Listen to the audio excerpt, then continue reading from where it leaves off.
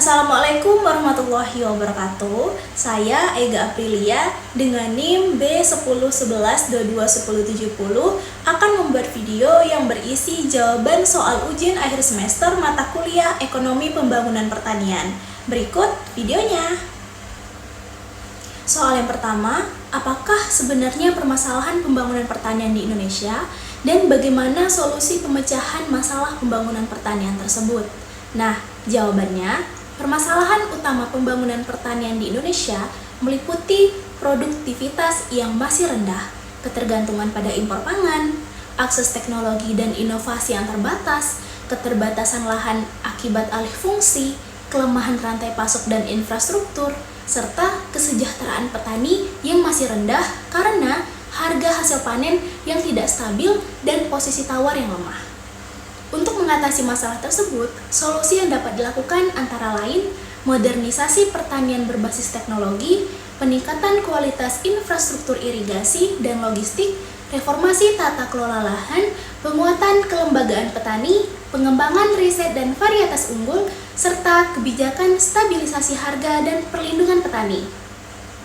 Pendekatan terpadu tersebut diharapkan mampu meningkatkan produktivitas kemandirian pangan dan kesejahteraan petani secara berkelanjutan. Soal nomor 2, seperti apa kondisi pembangunan pertanian di Indonesia maupun di Kalimantan Barat saat ini, dan apakah kebijakan yang dilakukan oleh pemerintah untuk menangani masalah pertanian tersebut sudah tepat, serta kebijakan apa yang sebaiknya dilakukan? Jawabannya, saat ini, kondisi pembangunan pertanian di Indonesia, termasuk di Kalimantan Barat, menunjukkan kemajuan nyata sekaligus tantangan yang tetap ada.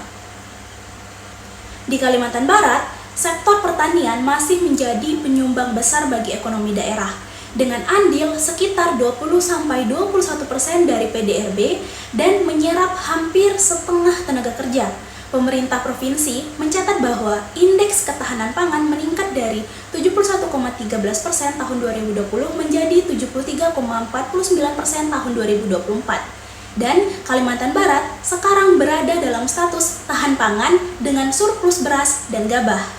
Secara nasional, pemerintah tengah mendorong intensifikasi dan perluasan lahan sawah serta perbaikan irigasi melalui program pompa air dan rehabilitasi infrastruktur irigasi untuk mendukung produksi pangan.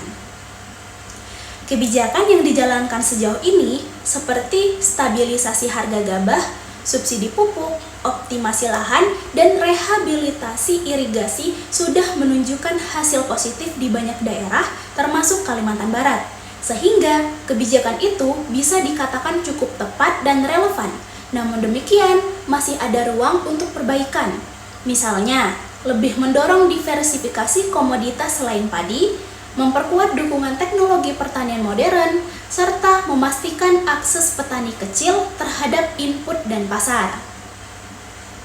Kedepannya, kebijakan sebaiknya fokus pada pemberdayaan petani kecil dengan akses kredit dan teknologi, pelatihan agronomi modern, pengembangan hortikultura dan tanaman bernilai tambah, perbaikan infrastruktur distribusi seperti jalan, irigasi, dan penyimpanan, serta kebijakan agraria yang melindungi lahan produktif agar alih fungsi lahan bisa diminimalkan.